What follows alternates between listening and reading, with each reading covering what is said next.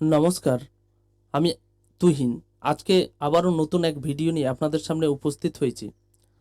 আজকে এই ভিডিওর মাধ্যমে আমি কয়েকটা গুরুত্বপূর্ণ স্টক নিয়ে আলোচনা করব, যেই স্টকগুলি আমাদেরকে সামনের সপ্তাহে কিংবা আগামী কয়েকদিনের ভিতরে ভালো একটা রিটার্ন জেনারেট করে দিতে পারে।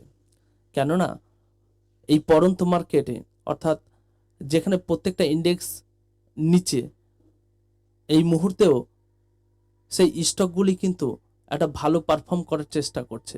আপনাদের কাছে আমার একটা অনুরোধ যে আপনারা ভিডিওটা পুরোপুরি দেখবেন, ফলত আপনারা কোনো কিছু মিস করবেন না এবং সেই সমস্ত স্টকগুলি আপনাদের কাজে দিতে পারে। আরও একটা কথা বলতে চাই যে আমি এই ভিডিওর মাধ্যমে যে সমস্ত কথা কিংবা যে সমস্ত স্টকের নাম নেব সেগুলি কোনো বাইসেল রেকমেন্ডেশন করার জন্য নয়।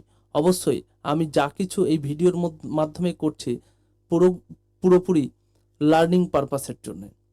আমি কোনো ফিনান্সিয়াল অ্যাডভাইজার নই, ফলত আমি কোনোভাবেই আপনাদেরকে কোনো বাইসেল রেকমেন্ডেশন করতে পারি না।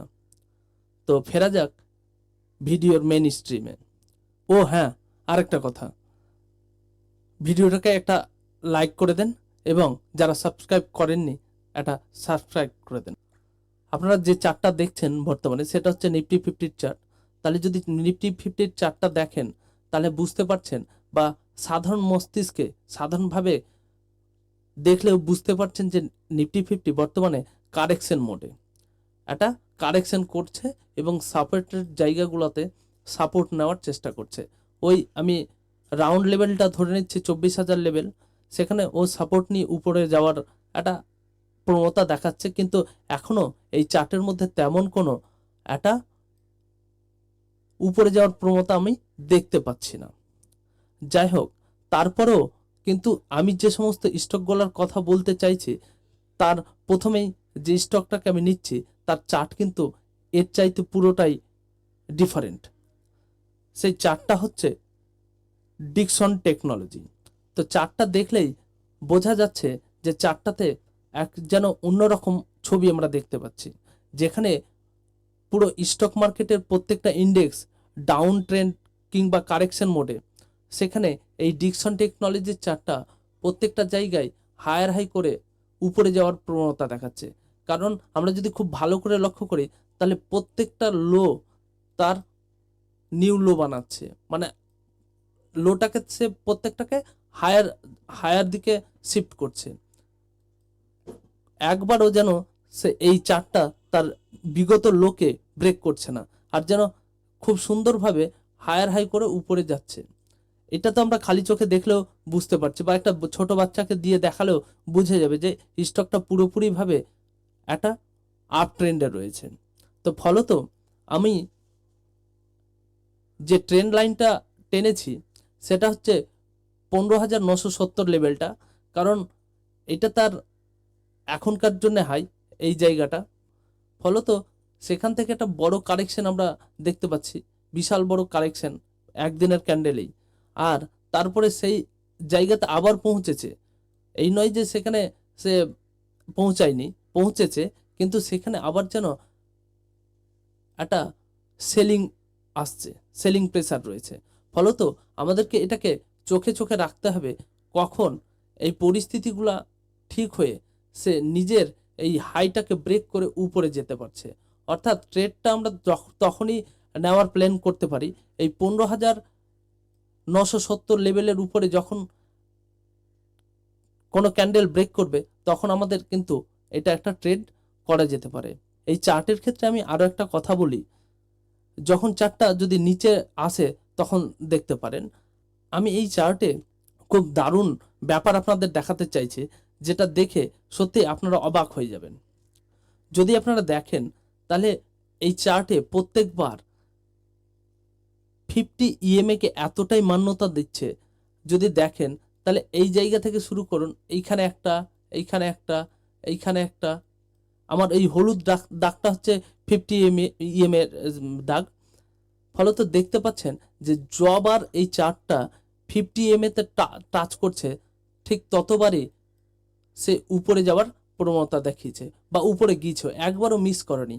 ফলত এইটা যখন আবার যদি ব্যাক করে এই 50 EMA তে আসে, তখন আমরা আমাদের কাছে সবচাইতে বেটার।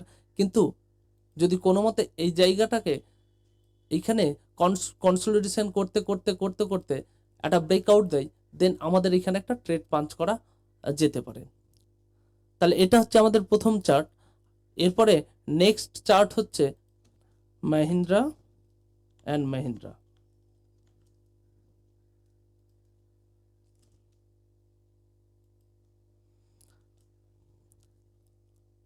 আমি প্রথমে ইএমএ গুলোকে সরিয়ে দিই, তাহলে আপনাদের আরো বুঝতে সুবিধা হবে।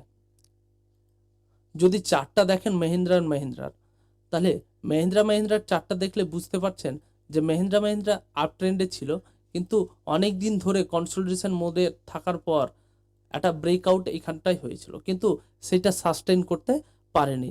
কিছুটা উপরে গিয়েই সে আবার এম প্যাটার্ন করে এই বক্সের মধ্যেই, যদি আমি এটাকে একটা বক্স ভাবি, এই বক্সের মধ্যেই ঢুকে গেছে। বর্তমানে যদি চার্টটাকে খুব ভালোভাবে অবজার্ভ করা যায়, তাহলে একটা বক্স প্যাটার্নের মতো হয়ে আছে। কিন্তু যখনই এই বক্স প্যাটার্নকে ব্রেক করবে, তখন আমাদের এই যে দেখুন, এই বক্স প্যাটার্ন, এইখানে একটা, এইখানে একটা, এইখানে একটা, এইখানে একটা, যদি এই জায়গাটাকে ব্রেক করে, তাহলে এই জায়গাতে একটা দারুণ ট্রেড করার জায়গা রয়েছে। আমি যেটুকু বলতে চাইছি যে এই খারাপ পরিস্থিতিতেও মাহিন্দ্রার চার্টটা দেখলে বোঝা যায় মানে দারুণ একটা চার্ট প্যাটার্ন করে সে ব্রেকআউট দেওয়ার চেষ্টা করছে। আমাদের তৃতীয় চার্ট হচ্ছে বিইএমএল এর চার্টটা দেখেন, ঠিক অন্যরকম একটা জিনিস দেখতে পাচ্ছেন। চার্টটাকে যদি দেখেন, তাহলে কিন্তু এটাও একটা আপ ট্রেন্ডের চার্ট। এইখান পর্যন্ত হায়ার হাই ছিল, কিন্তু এইখানে কারেকশন করে যাওয়ার পর এই জায়গাটা দেখুন, এটা যেন রাউন্ডিং করে সে ব্রেকআউট দেওয়ার চেষ্টা করছে। আমাদের এই চার্টের ক্ষেত্রে এই জায়গাটা ছিল একটা রেজিস্ট্যান্স জোন, এইখানে সেটা ব্রেক করে, কিন্তু সেটা সাস্টেইন না করে সেটা আবার এই বক্সের মধ্যে, বক্স বলবো না তো, এই লাইনটার ভিতরে ঢুকে যায়। কিন্তু দেখুন এইখানে অনেক দিন কনসলিডেশন করার পর সে এইখানে একটা ব্রেকআউট দিয়েছে। হ্যাঁ, এইখানে একটা অবশ্যই ট্রেড হতো, কিন্তু ট্রেড না নেওয়ার কারণ আছে এখানে। কি কারণ? যদি আমি চার্টটাকে একটু বড় করি, তাহলে দেখতে পারবেন যে ট্রেড তো এইখানেও হতো, ট্রেড তো এইখানেও নেওয়া যেত, কিন্তু আমি এই জায়গাটাকে মোটেও প্রেফার করতে চাইছি না। কেননা এখানে অনেক বড় একটা কারণ আছে। এই ক্যান্ডেলটাকে যদি দেখেন, তাহলে দেখেন উপর দিকে প্রচুর বড় পরিমাণে একটা উইক ছেড়েছে, মানে এই জায়গাতে আমি মনে করছি একটা সেলিং প্রেসার রয়েছে। আর সেই জন্য সেদিন আমি এটাকে তেমনভাবে বাইং প্রেফার করিনি, কিন্তু পরের দিন দেখছি আবার একটা ক্যান্ডেল তৈরি হয়েছে, কিন্তু তারও উপরে উইক রয়েছে, তারপরে একটা কারেকশন হয়েছে। এখন আমি দেখব এই দুটো ক্যান্ডেলের যখন হাই ব্রেক করবে এই লেভেলটা, তখন এখানে একটা ট্রেড পাঞ্চ করা যেতে পারে। তো এটা হচ্ছে আমাদের তৃতীয় নম্বর স্টক। এবার চতুর্থ নম্বর স্টক হচ্ছে বাজাজ ফিনসার্ভ।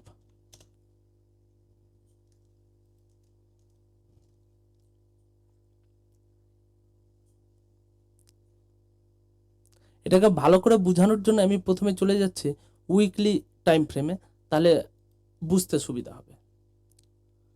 যদি উইকলি টাইম ফ্রেমে যান আর ভালো করে দেখার চেষ্টা করেন, তাহলে দেখুন কি হচ্ছে চার্টটা, একটা ট্রায়াঙ্গুলার প্যাটার্নের মধ্যে এই চার্টটা ঢুকে গেছে। এই জায়গাটা দেখুন, মানে ধীরে ধীরে উপরে শিফট হচ্ছে, কিন্তু কোথাও যেন আবার একটা সরু জোনের মধ্যে ঢুকে যাচ্ছে। উপর থেকে এই জোনটা নিচে আসছে, মানে ট্রায়াঙ্গুলার প্যাটার্ন বলা যেতে পারে এটাকে। কিন্তু এইভাবে যদি দাগটা টেনেছি, দেখুন কি সুন্দর ভাবে উপর থেকে একটা রেজিস্ট্যান্স নিচ্ছে, আবার নিচে থেকে সাপোর্ট নিয়ে উপরে যাওয়ার চেষ্টা করছে। এরকম করে একটা ধীরে ধীরে সরু জোনের মধ্যে এসে একটা দারুণ ক্যান্ডেলে ব্রেকআউট দেয়। এই ক্যান্ডেলে ব্রেকআউটটা দেখতে পাচ্ছেন, উইকলি ক্যান্ডেলটা কত সুন্দর ব্রেকআউট হয়েছে, কিন্তু বেশ কিছুটা রিটার্ন দেওয়ার পরে সে আবার ফিরে আসে, এবং যেটা প্রথমে রেজিস্ট্যান্স লেভেল ছিল সেই জায়গায় সাপোর্ট নিচ্ছে। আর একটা উইক অন্তত আবার শেষও হয়ে গেছে। এবার যদি আমি আসি ডেইলি ক্যান্ডেলে, তাহলে আপনারা বেশ আরও ভালো করে বুঝতে পারবেন। এবার দেখুন চার্টটা, যদি খুব ভালো করে লক্ষ্য করেন তাহলে দেখুন এক সপ্তাহ ধরে এই জায়গাতে কনসলিডেশন চলছে। অর্থাৎ এই যেটা এর এই লেভেলটা সাপোর্ট জোন, এখানে সে বারবার এই লেভেলটাকেই কিন্তু মান্যতা দিচ্ছে। একটা আমি দাগের কথা বলবো না, একটা জোন ওই 1650 থেকে ওই 1670 লেভেলটা, মানে এই লেভেলটা 1650 থেকে এই লেভেলটা থেকে এই লেভেলটা থেকে এই লেভেলটা, এটা হচ্ছে একটা সাপোর্ট জোন। এইখান থেকে এই ক্যান্ডেলগুলো দেখেই বোঝা যাচ্ছে যে একটা সাপোর্ট নিয়ে নেওয়ার চেষ্টা করছে। এই স্টকের ক্ষেত্রে আমি একটা জিনিস খুব ভালোভাবে উপলব্ধি করছি যে যতক্ষণ না, আমি আরো যদি জুম করাই,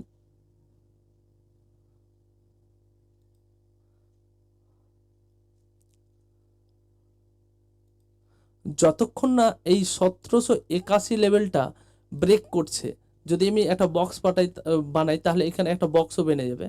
যতক্ষণ না এই লেভেলটা ব্রেক করছে 1781 লেভেলটা, ততক্ষণ আমি এখানে এন্ট্রি করছি না। এই লেভেলটা ব্রেক করলে এখানে আমি একটা ট্রেড দেখা যেতে পারে।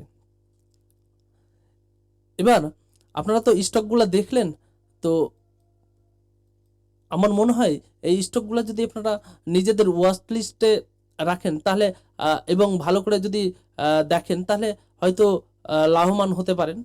আমি আবারও বলছি, আমি কোনো বাই সেল রেকমেন্ডেশন করছি না, শুধু লার্নিং পারপাসের জন্য সুইং ট্রেডিংটাকে বোঝানোর চেষ্টা করছি। ভিডিওটা ভালো লাগলে একটা লাইক দিয়েন এবং চ্যানেলটাকে সাবস্ক্রাইব করবেন। ধন্যবাদ। আবার পরে ভিডিও দেখা হবে। জয় হিন্দ, বন্দে মাতরম।